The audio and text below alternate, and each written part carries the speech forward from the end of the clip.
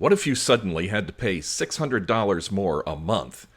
That would get your attention. Hi, I'm Chuck Vosberg from Next Home, along with my wife, Pat, your favorite realtors. And the big news today is FEMA's new Risk Rating 2.0.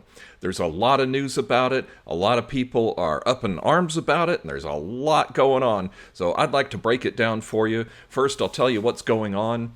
I'll give you our deep analysis, and then tell you what we think is going to happen as a result, and see if we can help predict the future on it. So keep watching, and I'll tell you all about it. So here's the overview of it. FEMA's been working on this Risk Management 2.0 program for a long time. Now, a lot of folks are acting like it just got sprung on us, but it really hasn't. This has been going on for a very long time, and I'll explain why in a minute. So it boils down to this. If you get a new flood insurance policy after October 1st, which is Friday, I'm just recording this a couple days before it goes into effect, you're going to be paying the new rates. And guess what? The new rates are a lot higher, like 10 times as high in some cases. So that's going to make some changes in the real estate market, but we'll get to that. Now, if you've got an existing flood insurance policy, well, it's not going to just jump up suddenly. They're going to break it down over a period of years. But here's the kicker. It's capped at 18% a year.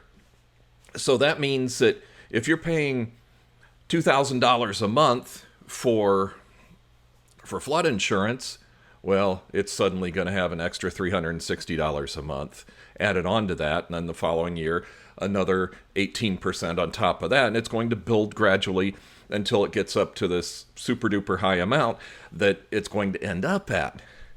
Now, this is bad news for everybody, and I'll explain why in a minute. So let me give you a few more stats. 90% of homeowners in Florida are going to be affected by this, and it may be as much as a 10 times increase. I'm not saying 10% now, 10 times increase. So this is big news. Now, let me back up for a minute, because I mentioned earlier that this has been up and coming for a long time. If you've lived in Florida a long time like I have, this has come up before. And what's been happening is it'll come up, everybody gets into a panic, and then the government will decide to kick the can down the road and delay it. And that's what's happened a couple of times here. So here we are. It's time now. Where is the government going to step in and kick the can down the road? Nobody knows. Now, there's some discussion about delaying it until September 30th, 2022, but that hasn't really been decided yet. And there's also been some discussion about lowering the cap for how much it can increase each year. But again, that hasn't been decided yet. But yet, new policies, starting this Friday, 2 days from now, those are going to be some new rates, and they're going to be substantially higher than they have been. Now, again, if you've got existing flood insurance, it's not suddenly going to go up 10 times. That's not what I'm trying to say, and I'm not trying to panic anybody either. But it'll go up to 18% a year, and that starts in, when does it start? April 1st. Had to stop and think about it for a second. So there's the bad news. Now, the good news is, if the government does what it's been doing all along, they'll decide to kick the can down the road further. And I don't know. Maybe they will, maybe they won't. It's going to be up to the whim of our elected officials as to whether they do that or not. Now, the big question is, what's that going to do to the value of your home? And the long and short of it is this. If you own a home that's on high ground and does not require flood insurance, the value is going to go up. That's going to be a much more desirable property all of a sudden. And likewise, if you live in a section where flood insurance is required, the value of that property is going to go down, because all of a sudden the costs of owning that property is going to be a lot higher, and that makes that property a little bit less desirable. Now, it depends on the location. If you're right on the beach, on the sand, that property is valuable no matter what.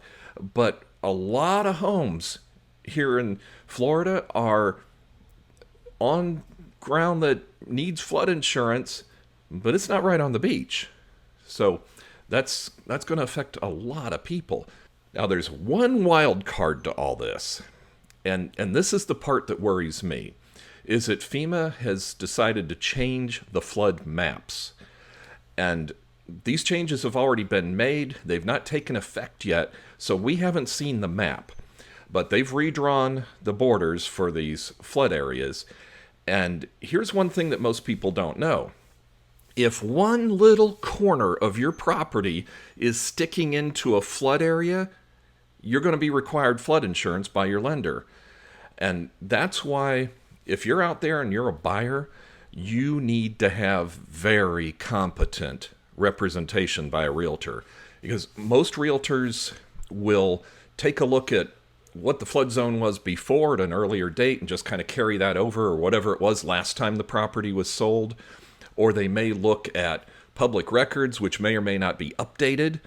Well, what we do is we take a look at the actual maps. And one thing most people don't know is that even if one little corner of that property sticks inside a flood zone, then that house is going to require flood insurance by the lender. And that's just the way it is. And most people don't realize that. So imagine buying a property thinking that you're not going to have flood insurance, and then either right at the tail end, the lender says, hey, by the way, you have to have flood insurance. Then it's a huge expense, and that could be a very unpleasant surprise. And we've seen this happen time and time and time again. A lot of the properties that we see listed, the flood zone information is in error. So we look it up every single time, and we know how to look it up. We know how to read the map, and we don't just take anybody's word for it. We actually check it.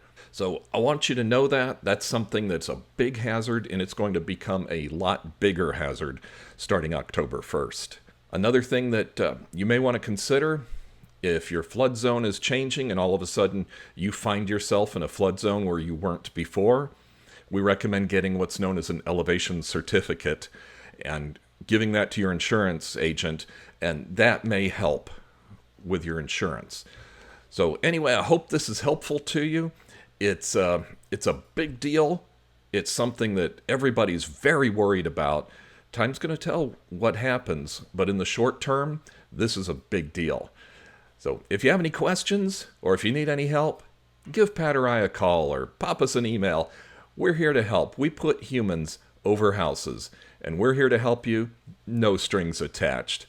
Thank you so much for watching, and I hope you have a wonderful day. Bye-bye.